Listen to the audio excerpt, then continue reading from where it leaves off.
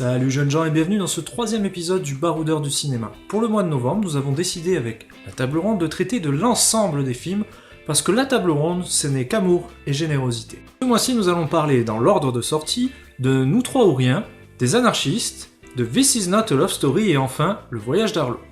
Nous trois ou rien, de l'acteur Kéron, est une première réalisation pour le jeune comique qu'on avait découvert dans la série Bref. Celui-ci nous propose de suivre la vie de son père, Ibat, de ses origines dans un village iranien, jusqu'à sa venue en France, en banlieue parisienne pour être précis, suite à sa fuite des différentes dictatures qu'a connues son pays. Pour une première réalisation, c'est vraiment pas mauvais. Pas évident, parce que quand même, parler de sa famille et être le plus juste possible, aborder des sujets aussi difficiles que la censure, la prison, la torture, tout en gardant un aspect comique, c'était pas évident.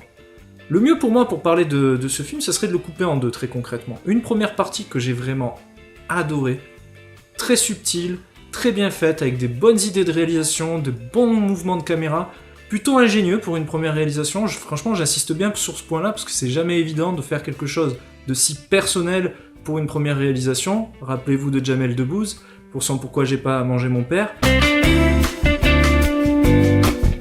Dans ce film, Kéron ne fait pas beaucoup de fausses notes ou de mauvaises routes. Il nous parle donc de l'origine de son père, dans son village natal, familial, à ses prises d'opinion politique, car il a quand même vécu sous le règne du Shah d'Iran, puis il a vécu la montée de l'islamiste radical dans son pays, jusqu'à fuir celui-ci pour venir en France. J'ai beaucoup aimé cette première partie, où on voit notamment un passage en prison, qui est juste, mais vraiment à la perfection. Parler de la prison, de la torture, de la censure, et arriver à désamorcer tout cela avec une petite réplique, un petit gag, c'est jamais évident, il y arrive très bien, Kéron. Multitude d'acteurs, de différents horizons, de différentes religions, de différentes origines, et ça aussi je trouve que c'est pas mal en termes de message. La comédie française a la possibilité d'être fine sans tomber dans des choses désagréables à la limite du racisme. Oui, c'est toi que je regarde, Aladdin. Et au final, nous proposer une comédie juste, sincère, touchante, grave par moments, même si sur la deuxième partie, on se retrouve en banlieue parisienne et je me suis retrouvé face à ces comédies de banlieue où j'ai l'impression qu'en France, on ne peut faire que dans le naïf type Paulette, par exemple, une comédie qui était plutôt sympathique, mais était vraiment la banlieue bisounours, ou alors tomber dans le facile gangsta de la banlieue parisienne, comme pouvait l'être La Haine, qui le faisait très justement à son époque, et toutes ces pâles comédies dramatiques qu'on nous a fournies par la suite. Je pense au dernier Audiard, par exemple, qui donnait une drôle de vision de la banlieue, malheureusement. Donc voilà, pour une première réalisation, c'est vraiment très bien, c'est super bien joué, je vais vous donner des exemples de second rôle qui sont juste parfaits. Alexandre Astier, qu'on aime beaucoup à la table ronde, qui nous propose une version du Shah d'Iran qui est juste hilarante et qui permet de se moquer un petit peu des dictateurs, car il est toujours important de le faire, et je trouve qu'à travers cette comédie, il le fait très bien. Il se moque aussi des islamistes radicaux. Vous y verrez par exemple Kian Kojandi, qui est lui-même d'origine iranienne, qui joue un barbu méchant et radical, mais il le fait super bien. Il y a un autre acteur aussi qui m'a vraiment beaucoup bluffé et qui m'avait plutôt déçu cette année, c'était, comment s'appelle-t-il déjà ? Gérard Darmon, dans Bis. Une souffrance ce film et une souffrance ce jeu d'acteur, je l'ai senti en détresse dans le film de Dominique Farrugia. Mais là, dans Nous trois ou rien, il est vraiment parfait, il est juste, il est émouvant. Comme Léa Becti, c'est pas une actrice que j'aime beaucoup, elle joue la mère de la mère de Kéron, donc l'épouse d'Ibat, excusez-moi. C'est pas une actrice que j'aime beaucoup, j'aime pas trop ses choix de films, c'est pas un cinéma qui m'attire, mais là vraiment elle est juste, elle est même touchante, elle est même bouleversante. J'ai en mémoire une scène qui me revient où elle est dans un camion de police suite à une manifestation à Paris des Iraniens face à leur gouvernement en place dans leur pays. Non, c'est vraiment un film qui socialement est très intéressant, qui nous retranscrit malgré un aspect plutôt comique, une dure réalité, à travers des personnages bien écrits. On sent que le réalisateur et acteur principal, j'ai oublié de le préciser, mais c'était tellement évident pour moi, Kéron joue le rôle de son propre père. Enfin vraiment, l'investissement est total, que ça soit à l'image, que ça soit au niveau de l'écriture, des dialogues et autres. Parfois naïf, mais bon, ça fait quand même du bien d'avoir des comédies de ce type, surtout en ce moment, qui transmettent un message d'ouverture, un message d'espoir, vraiment, c'est peut-être un petit peu abusé, moi-même je tombe dans la naïveté en vous disant ça, mais c'est un film qui m'a vraiment touché, j'en attendais rien de spécial, juste je suis allé parce qu'il y avait Alexandre Astier au casting et que Kéron est un comique que j'apprécie plutôt bien. Donc voilà, une bonne petite surprise, une première partie beaucoup plus intéressante et bien menée que la deuxième, j'avais l'impression que le récit s'essoufflait un petit peu sur la seconde partie pour tomber un petit peu dans la facilité, un petit peu de téléfilm. Donc moi ça sera un 6 sur 10 pour ce film, j'ai vraiment apprécié ma séance, pour une première réalisation, bravo, c'est très réussi, j'espère qu'il y aura d'autres films de ce type de la part de ce garçon, ça va être difficile pour lui là, il a parlé d'une expérience très personnelle, donc il va falloir peut-être inventer des choses, à moins qu'il ait encore plein d'histoires à nous raconter, en tout cas je serai partant pour le second, si vous l'avez vu, donnez-moi votre avis, j'ai envie de savoir un petit peu le ressenti du public face à ces comédies françaises sociales, même si c'est un petit peu fort comme terme. Qu'est-ce que vous en avez pensé? Ça fait du bien, moi je trouve, d'avoir des comédies de ce type. C'est pas révolutionnaire, mais ça fait quand même du bien. Après Les Profs, après Pourquoi j'ai pas mangé à mon père, après Bis, après Aladdin, la cerise sur le gâteau. Voilà, ça fait du bien, vraiment, j'insiste là-dessus. Si vous l'avez pas vu et qu'il est encore en salle, foncez. C'est vraiment une petite comédie qui se la raconte pas, mais qui vous offrira de bons petits moments. Les Anarchistes, le film français dans la pure tradition des films français chiants.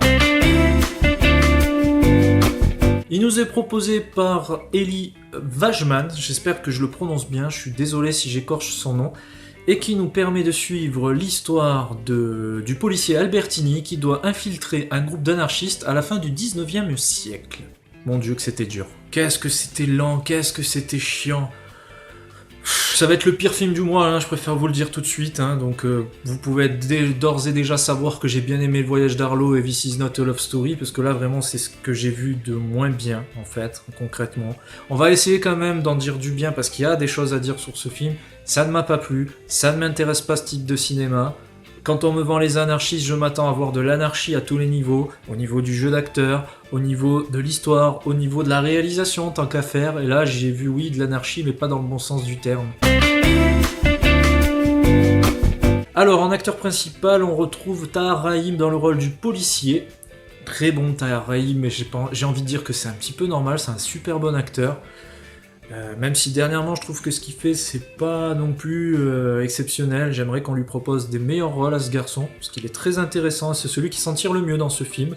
Il y a également Adèle Exarchopoulos, alors je vais prendre mon petit papier parce que j'aime pas déformer les noms, j'aime pas quand on abîme le mien, donc c'est pas le début, c'est pas maintenant que je vais commencer. Exarchopoulos, vous l'avez déjà vu nu dans La vie d'Adèle, ça va vous parler tout de suite.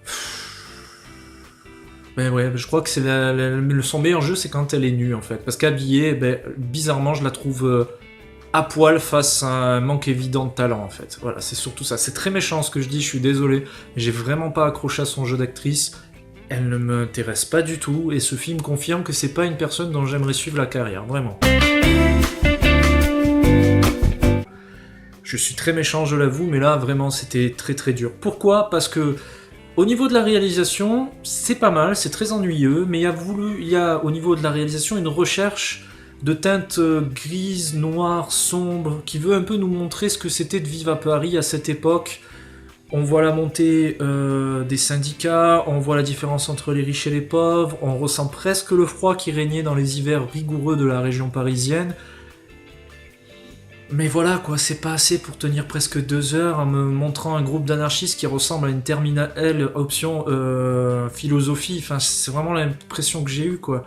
On refait le monde, on se bourre la gueule, je doute pas qu'on faisait ça et on le fera toujours, j'en doute pas aussi, mais bon, c'est pas intéressant quoi. À aucun moment j'ai eu de l'empathie pour eux, à aucun moment je me suis dit putain t'es en train d'être empathique avec des gens qui veulent foutre le bordel, qui ont même des idées de faire des attentats et autres, et qui veulent revendiquer des choses qui me semblaient correctes sur le papier, mais peut-être pas de la bonne forme. Enfin toutes les questions que pourrait nous poser un film traitant un petit peu d'un groupe d'anarchistes, enfin je sais pas, c'est le minimum. C'est ennuyeux, et le jeu d'acteur, je vous en ai pas parlé de ça.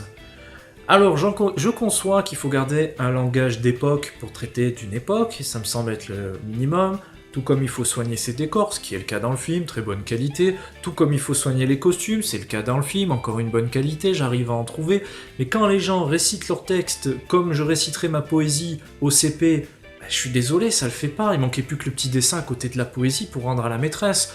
Enfin, je sais pas, je suis vraiment pas rentré dans ce film, j'ai fait l'effort d'y aller, très peu de cinéma le passé, à mon grand désarroi, parce qu'il faut de la place pour tout le monde, enfin je suis désolé, le cinéma doit être représentatif de tout ce qu'il peut créer. Bah là, c'était dur, hein, vraiment, très dur, c'est peut-être le pire film que j'ai vu à traiter pour le baroudeur. Vous allez me dire, depuis le début on fait des bonnes présélections et vous faites le bon choix. Ben là, j'ai voulu faire dans la diversité, et ben on m'y retrouvera plus, hein. Je pense que c'est la première et dernière fois que je propose des choses comme ça, très concrètement. Donc vous l'aurez compris, je n'ai pas du tout aimé le jeu d'acteur, même si je mets quand même Tahar Rahim de côté, parce que je trouve qu'il est intéressant, et que c'est celui qui s'en tire le mieux dans le film. J'ai pas vu vraiment d'idées transparaître dans le récit, dans la réalisation, dans l'envie de me montrer ce que c'est un groupe d'anarchistes. Je reprends ma métaphore que j'aime bien utiliser, mais ouais, c'est la terminale L du lycée Paul Cézanne du coin, enfin, c'est juste pas possible, quoi. Avec de l'alcool frelaté et des costumes d'époque, en gros, c'est un peu ça, quoi. Les mecs se sont fait une soirée de cosplay à refaire le monde, en gros, c'est ça. Non, je suis volontairement méchant parce que c'était vraiment très dur pour moi, très rude pour moi, comme les hivers de l'époque, j'imagine, donc je pense que j'ai ressenti peut-être le froid à ce moment-là. En tout cas, ça sera un 3,5 sur 10, donc. Pourquoi ? Parce que c'est un film qui est pas super bien diffusé, donc c'est dommage, parce que c'est un cinéma qui a le droit de s'exprimer, parce que, encore une fois, Tahar Rahim, parce que j'ai aimé le fait d'être plongé dans l'époque, du moins visuellement parlant, à travers les costumes et les décors, même si c'est un petit peu le minimum quand tu veux traiter de ça. C'est dommage. Le cinéma français pourrait me faire mieux, encore une fois. Faudrait que je commence un petit peu à m'habituer, tout simplement. Donc ça sera un 3,5 sur 10, pas plus. This is Not a Love Story, une comédie dramatique américaine proposée par Alfonso Gomez Rejon. Un film que je n'attendais pas du tout et que j'ai adoré. Vraiment. En fait, je m'attendais à avoir un énième film à la Nos états le contraire ou La face cachée de Margot que j'ai malheureusement vu cet été. Et ben non, c'est bien mieux, c'est bien plus intéressant, c'est bien plus juste. C'était vraiment un super film américain. J'imagine que c'est un film américain indépendant parce qu'il a une distribution un petit peu chaotique. Déjà, le nom original est Me and Girl and the Dying Girl. Un nom à la rythmique sonore que je trouve beaucoup plus intéressante que This is Not a Love Story, même si le titre choisi en France, This is Not a Love Story, résume assez bien le film. En effet, ce n'est pas une histoire d'amour, c'est une belle histoire d'amitié entre trois personnages, même s'il y en a deux qui dominent un petit peu, c'est-à-dire Greg, Rachel et Earl. Greg, c'est un petit peu le jeune garçon un peu passe-partout, qui veut pas se faire remarquer, il appartient à aucun groupe, il appartient à aucun délire, il passe avec tout le monde, il dit bonjour à tout le monde, il se fait assez discret, il veut pas d'emmerde. Ça me correspondait assez bien à l'époque du lycée en y repensant, donc j'ai beaucoup aimé ce personnage, je me suis pas mal identifié à lui. Il a son meilleur pote Earl, très sympathique, un peu dans la lune, un petit peu à l'image du héros, en moins névrosé, on va dire ça ainsi, qui forment tous les deux donc un couple de potes assez intéressant. J'utilise le mot couple parce que c'est vraiment ça, il y a vraiment des relations assez fortes entre eux. Rien de sexuel, de toute façon ce film-là n'a aucune ambition de montrer une relation amoureuse ou sexuelle, et va se rajouter à ces deux bons potes une petite gamine, Rachel, donc je relis mes notes pour être sûr de ne pas me tromper sur les prénoms. Tu vas me dire Rachel, c'est le seul prénom féminin, pourquoi je me suis planté. Mais dans l'esprit, c'est vraiment de voir trois personnages très différents, avec Greg et Rachel qui vont nouer une amitié un peu forcée. En fait, c'est la mère de Greg qui le force à aller voir la fille d'une amie malade. Elle a le cancer, tout simplement, et aussi fataliste que ça peut être dit, c'est vraiment ça. Et va donc se lier entre eux une amitié un peu compliquée, à deux doigts de l'amour, mais pas trop quand même. C'est très bien, c'est un super film, où il y a une émotion que j'aime beaucoup au cinéma, qui est la mélancolie, qui sera super bien traitée. La mélancolie, ça peut être négatif, mais pour moi, ça peut être aussi extrêmement positif. Et ce que va dévoiler un petit peu ce film, vraiment. Là aussi, c'était touchant, c'était fort, avec une fin mais vraiment parfaite, quoi. Ça va pas chercher le tire-larme comme pouvait l'être Nos étoiles contraires. J'aime pas ces films qui forcent à me dire il faut que tu pleures. Ok, il a le cancer, il va mourir dans 2 semaines, il lui manque une jambe, il perd la vue, et en plus ses parents divorcent. C'est un peu le cliché que je vous fais là, et c'est vraiment cette sensation que j'aime pas du tout dans les films, et dans ce type de film. Et This is Not a Love Story ne tombe pas dans ce piège en fait. Ça reste cohérent, fataliste parfois, mais extrêmement humain, vraiment. Ça peut être naïf, ça peut être perçu comme ça, mais moi je trouvais que ça fonctionnait plutôt bien. Il y a des petits passages que j'aime beaucoup dans le film, c'est des petits passages à la Michel Gondry, Dans Soyez sympa, rembobinez, en effet, Greg et son ami Earl ont l'habitude depuis leur plus tendre enfance de filmer, de refaire des films en version suédée, de grands chefs-d'œuvre européens du cinéma, que ce soit des films français, des films allemands, un petit peu le renouveau du cinéma dans les années 60-70, c'est plutôt drôle, je trouve que c'est pas mal, avec de belles références. Encore une fois, c'est pas pompeux non plus, c'est pas là pour te dire j'ai la meilleure culture du monde et c'est moi qui va te montrer ce que tu dois connaître, est-ce qu'il y a une référence, c'est juste deux potes qui s'amusent à se filmer avec une caméra familiale, à refaire des vieux films avec 3 bouts de carton et un jeu d'acteur un peu approximatif. Je trouvais ça sympa parce qu'à l'intermédiaire à travers le cinéma, je vais y arriver, je m'emballe, Greg arrivera en fait à nouer une relation avec cette Rachel, une relation sincère, et je trouve que c'est bien de montrer un petit peu ce message du cinéma qui peut être quelque chose qui crée du lien entre les personnes. Pour moi, c'est vraiment un film qui m'a beaucoup plu, qui malheureusement a une distribution assez chaotique, on va pas se mentir, il était en téléchargement 1 mois avant, donc forcément la plupart des gens qui ont vu ce film l'ont vu de cette façon-là. C'est un petit peu dommage, c'est quand même un film qui est plutôt plaisant, qui est une bonne petite surprise de l'année 2015. Pour moi, c'est un 6 sur 10 aussi. J'ai mis beaucoup de 6 sur 10 aujourd'hui. Écoutez, j'ai pas vu non plus de chef-d'œuvre, mais en tout cas, je me suis bien éclaté, que ça soit avec Le Voyage d'Arlo, avec également Nous trois ou rien, et surtout avec This Is Not a Love Story, qui est vraiment une petite surprise, un petit truc un peu cotonneux qu'on nous propose, très simple, qui tombe pas dans le simplisme, qui tombe pas dans le larmoyant pour être larmoyant, touchant sans être non plus le truc qui va te mettre en dépression pendant 4 jours. Au contraire, quand on repense à ce film, on a le petit sourire qui fait toujours plaisir. En tout cas, voilà. This Is Not a Love Story est une réussite, c'est un 6 sur 10, je vous le conseille vivement. Le Voyage d'Arlo, le dernier film d'animation des studios Disney-Pixar, qui arrive peu de temps après Vice Versa, pas évident étant donné que Vice Versa fut un succès critique et spectateur, mais qui reste un super bon film d'animation Disney-Pixar très réussi. Il part déjà d'un postulat très intéressant. Les dinosaures n'ont pas disparu, les humains cohabitent avec eux et surtout les dinosaures sont l'espèce dominante. On va vivre le récit à travers Arlo, un petit dinosaure, le dernier d'une fratrie de dinosaures herbivores qui cultivent sa terre, des countrymen, on pourrait dire ainsi. Il est petit, il est craintif, extrêmement peureux, il est maladroit, il est chétif, enfin bon, il a rien pour lui, c'est le vilain petit canard de la famille, qui malheureusement va devoir affronter ses peurs, va être éloigné des siens, et va devoir surmonter différentes épreuves afin de pouvoir retourner chez lui, grandi et digne de sa famille. Donc c'est, vous l'aurez compris, un récit initiatique classique, basique, qui nous est donc proposé par Disney Pixar. Et ben ça marche. Je suis allé voir le film en avant-première, à 16h, avec plein de gamins, un dimanche. L'enfer pour moi. Et à vrai dire, je me suis éclaté autant qu'eux. Enfin, ça riait, ça fonctionnait, c'est extrêmement rythmé, c'est très très beau visuellement. Les paysages, les effets sur les éléments tels que l'eau, la poussière, les nuages... Enfin, c'est magnifique, mais j'ai envie de dire, c'est normal de dire ça, c'est un Disney Pixar. Le jour où ils font pas ça, vraiment, c'est qu'il y a un gros problème. Après, au niveau des dinosaures, j'ai un peu plus de mal. Pourquoi ? Parce que j'ai de la mauvaise nostalgie par rapport à un de mes héros d'enfance qui était Petit Pied. Les plus vieux comprendront.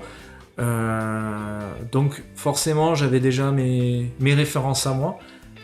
Mais non, c'est quand même très très beau, enfin, même si c'est un petit peu cartoonesque, je trouve, les designs notamment des dinosaures, parce que sur les humains, le petit Spot qui accompagne Arlo est lui très réussi. Vraiment Arlo, je le trouvais pas trop détaillé, j'insiste bien, côté un peu cartoonesque. Alors je peux comprendre, il y a un aspect marketing pour Disney, il faut vendre de la peluche, de l'accessoire, il faut rentabiliser le bordel, je comprends tout à fait. Je comprends aussi qu'on est quand même face à des dinosaures qui cohabitent avec des humains, donc déjà c'est pas scientifiquement très logique, donc bon, pourquoi pas. En tout cas, on oublie vite, on se prend au jeu, on suit les aventures de ce petit dinosaure, le film va à 100 km/h, on le voit pas passer, on voit pas son heure et demie passer, on passe un très bon moment, c'est surtout ça qui est le plus important. Je l'ai vu en VF, à vrai dire le doublage est plutôt bon. J'ai appris par la suite qu'il y avait Eric Cantona qui faisait la doublure d'un dinosaure, et ça m'a fait beaucoup rire parce que je l'ai pas du tout reconnu. Non, c'est vraiment très très sympa. D'un point de vue visuel, c'est parfait. D'un point de vue narratif, c'est classique, mais c'est diablement efficace. Son principal défaut, passer après Vice Versa, enfin du moins pour moi, spectateur qui ai beaucoup aimé Vice Versa, à choisir j'ai préféré celui-ci, enfin Vice Versa pour être précis, j'ai vraiment préféré celui-ci, j'ai trouvé beaucoup plus intéressant que le Voyage d'Arlo, mais le Voyage d'Arlo n'a pas à rougir, il est très bon, très efficace, très drôle, il transmet de bonnes valeurs, emmenez les petits qu'il y a autour de vous, ça vous fera une excuse pour aller voir un très très bon film d'animation. En tout cas pour moi ça sera un 6 sur 10 là aussi, j'ai passé un très bon moment, c'est pas révolutionnaire mais c'est diablement efficace. Encore du bon boulot des studios Disney Pixar, et aussi le petit court-métrage qu'il y avait avant la séance était très sympa, vraiment là aussi de bons messages, on voyait un petit gamin tourné vers sa télé et ses idoles de super-héros face à son père, qui lui est plutôt tourné vers des idoles religieuses et vers un côté traditionnel. C'était très beau là aussi, très touchant, de bonnes valeurs, enfin... J'ai envie de dire, c'est le cahier des charges de ces deux studios Disney Pixar, surtout que maintenant associés, j'ai l'impression qu'ils sont encore plus forts, donc forcément ils nous proposent que du bon boulot. Donc voilà, très très bon film, 6 sur 10, c'est une réussite. Le troisième épisode du Baroudeur du cinéma touche à sa fin, j'espère que ça vous a plu. J'ai pris énormément de plaisir à traiter de ces 4 films. Il y en a 3 qui m'ont bien plu, vous l'aurez compris, Le Voyage d'Arlo, This Is Not a Love Story ou Nous 3 ou Rien. Un avec lequel j'ai eu un petit peu plus de mal, Les Anarchistes, mais ça reste quand même un mois de novembre de très grande qualité. Je vous dis rendez-vous au mois de décembre pour la présélection. Je vous souhaite également de bons préparatifs de fête de fin d'année. Et d'ici là, doucement sur le tarama.